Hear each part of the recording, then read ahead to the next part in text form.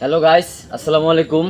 আমরা আসছি ভাওয়াল মির্জাপুর একটা লটকন বাগানে। আসেন আপনাদেরকে দেখাইতেছি কি পরিমাণ লটকন গাছে হয়। আসেন আমাদের সাথে দেখতে পারবেন।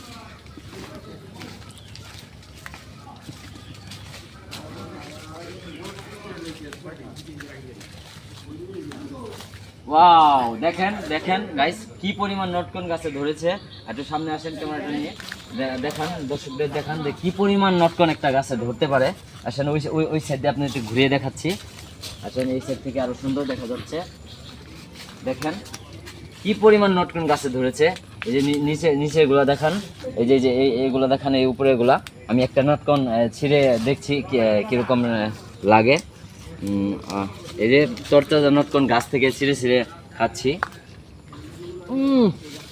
সেই স্বাদ, সেই স্বাদ, একবারে সেই স্বাদ, সেই